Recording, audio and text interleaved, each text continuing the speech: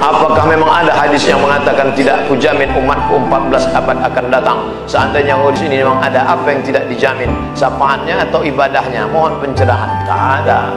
Nabi jangan berkecil hati hidup zaman sekarang. Apa kata Nabi sallallahu alaihi wasallam? Al-ibadatu fil haraji kahijratin ilayya.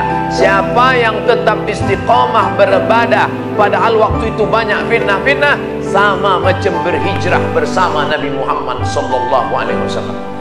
Jadi jangan mengutuk nasib. Mengapa aku hidup di abad sekarang ini? Kenapa tak hidup zaman Abu Bakar, Umar, Utsman, Ali? Kalau mental model ini, hidup zaman dulu pun jadi Abu Jahal, Abu Lahab. Jangan berduka. Anak-anak muda, kalian yang banyak godaan, justru hebat. Ini anak-anak muda yang datang malam ini luar biasa. Tadi udah ada yang ngajak ke karaoke, ada yang ngajak ke naik klub, ada yang ngajak main gapli, ada yang ngajak dangdut. Dia tolak itu semua. Maka sama macam hijrah bersama Nabi Muhammad SAW. Tuh, bro, kita gimana karaoke malam ini? Tidak, aku mau ngaji ke sana. Ada Ustaz Somad datang. Ini itu. Setelah, jadi gimana? Pulang dari sana kita.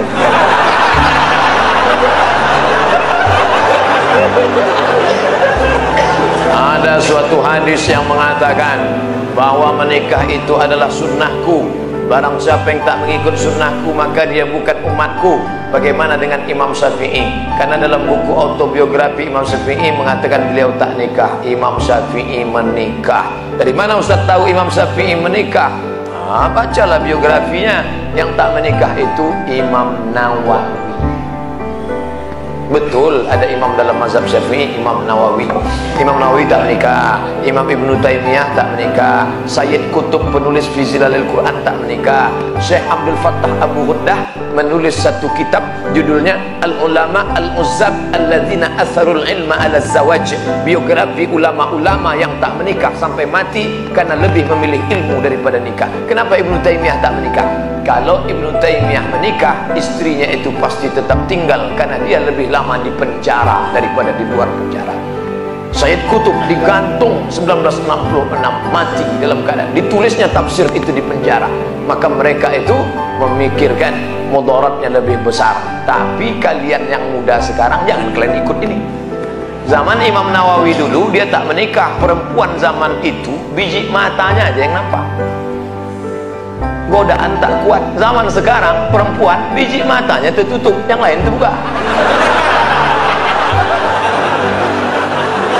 Jangan, jadi berubah zaman. Jangan aku mau ikut Imam Nawawi aja, tak bisa. Lain, tak bisa. Godaan luar biasa. Ini saya mau pulang nih, godaan yang paling terberat nanti jumpa pramugari lah. Besok habis sholat Jumat mau pulang, sudah jelas pakai peci, pakai baju koko, pasang muka seram, mau lewat, tetap ditegurnya. Nomor berapa? Ilaha illallah.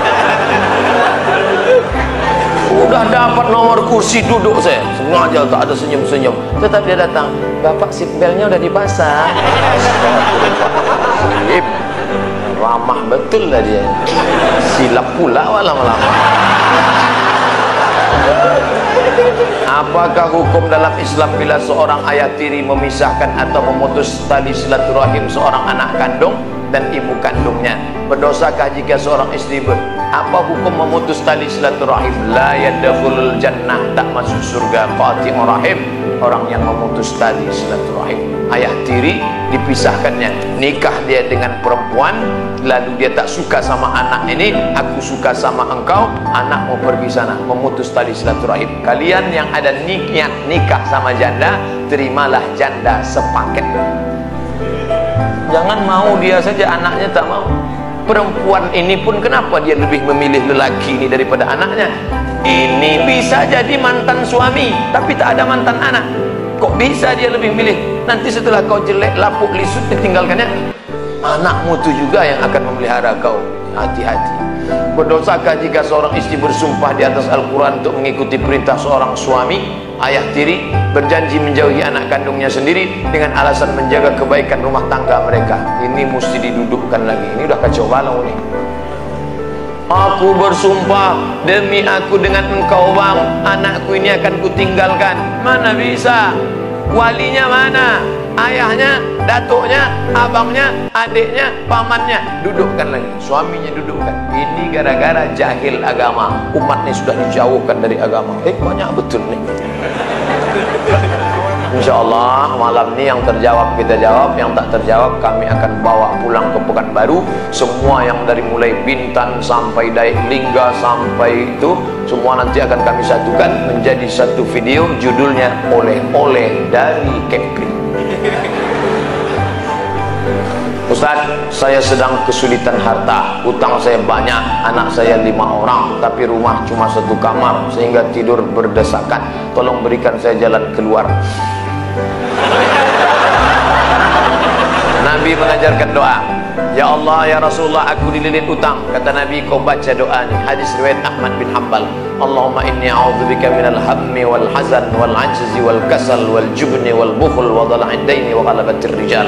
Allahumma inni a'udzubika minal hammi, jauhkan aku dari susah hati, wal hazan, kesulitan, wal ajzi, sifat lemah, wal kasal, malas, wal jubni, pengecut, wal bukhli, pelit, wa dhala'id daini, dililit hutang, wa ghalabatir rijal, dikuasai orang lain. Bangkit semangat, hilang pengecut, bekerja, rezeki terbuka. Kerja, kerja, kerja. Apa yang mau dikerjakan? Ini yang jadi masalah. Mereka keluar dari Islam, bagaimana anak panah keluar dari usurnya? Apakah masalah yang bisa dikatakan hadis tersebut, Pak Ustaz? Ramhu, anak panah keluar dari qaus, sebagaimana melesatnya anak panah keluar dari, begitulah mereka keluar dari Islam. Apakah karena mereka tidak hafal Quran? Mereka baca Quran, tapi Quran itu hanya lewat di ujung lidah, tak sampai masuk ke dalam hanajirohum, hanya ke tenggorokan saja. Mereka keluar dari Islam seperti melesatnya busur dari anak panah dari busurnya. Siapa itu? Orang Khawarij yang mengkafirkan Sayyidina Ali, Sayyidina Amr bin As, Sayyidina Muawiyah. Mereka menikam Sayyidina Ali radhiyallahu anhu. Ini 3 orang ini harus dibunuh. Ali harus mati, Muawiyah harus mati, Amr bin As harus mati. Dinikamnya. Mereka dikatakan Nabi keluar dari Islam. Kenapa? Takfiri, mengkafirkan orang Islam. Ketika kau katakan saudaramu, hei kafir, padahal dia tak kafir, maka kaulah yang kafir. Itu sindiran Nabi tentang Khawarij. Apa hukum menikahi perempuan yang gila, tak berakal sehat? Al-uyub al-musyawwahah, ada beberapa aib cacat perempuan boleh diceraikan, bukan wajib, tapi terserah menikah dia. Tiba-tiba perempuan itu gila, maka termasuk uyub musyawwahah. Gila, junun, baras, kena penyakit kusta, sumpah, maaf cakap, nauzubillah, tiba-tiba putih, lalu kemudian maaf tersumbat kemaluannya. Kalau laki-laki dia terkena penyakit impotensi, ada diberi kesempatan berobat setahun. Kalau setahun dia sembuh, lanjutkan. Kalau tak sembuh, maka perempuan boleh menggugat, laki-laki boleh menceraikan. Saya tak mau menceraikan dia, Pak Ustaz, walaupun dia gila, cinta kami kekal abadi. Dia tak apa-apa. Jika dulu pernah berjanji akan menikah dengan perempuan dan menerima apapun kekurangannya, tiba-tiba dia sakit gila, sudah 10 tahun lebih belum juga sembuh, sudah berobat tapi belum sembuh, apakah harus nikah atau batal janji? Gila termasuk penyakit yang membolehkan untuk membatalkan, namanya al-uyub al-musyawwahah. Maka kau pun tidak dibebani hukum. Kalau kau mau terima, ini gila berat, mengurus diri kita lagi, mengurus dia lagi, maka jangan kau merasa berdosa pada perbuatan yang tak mesti berdosa. Jangan merasa berpahala pada perbuatan yang tak mestinya berpahala. Kau tak berdosa karena ini termasuk uyub musyawwahah, cacat yang boleh melepaskannya. Maka dia gila, dia tak apa-apa tak jadi. Atau sudah menikah kau ceraikan. Pak Ustaz, saya mau tanya, bagaimana caranya menyembuhkan kakak saya yang dikerjain orang kedukun? Mohon doa kakak saya, bawa ke ruqyah syar'iyah. Sebelum dibawa ke ruqyah sendiri, bacakan Al-Fatihah, Qul huwallah 3 kali, Qul a'udzu falaq sekali, Qul a'udzu binas sekali, pangkal Al-Baqarah 5 ayat sampai wa ulaika humul muflihun, ayat kursi ujung Al-Baqarah 7. Saya ulang sekali, Fatihah sekali, Qul huwallahu 3 kali, Qul Falaq sekali, An-Nas sekali, pangkal Al-Baqarah 5 ayat sampai wala yaqulun ayat kursi, ujung Al-Baqarah lillahi ma fis samawati. Sebelum tidur malam baca ke tapak tangan, usapkan ke kedua kepala. Itu sunnah buat Nabi SAW. Lalu kemudian selepas sholat ba'da asar, mau tenggelam matahari, terbit matahari ba'da subuh, dibacakan ke ember besar, tiupkan, dimandikan. Setiap hari mandi. Air yang sudah dibacakan tadi tak boleh pakai cuci. Bacakan ke air yang 7 tadi, bacakan, dihembuskan ke air. Setelah itu diminum.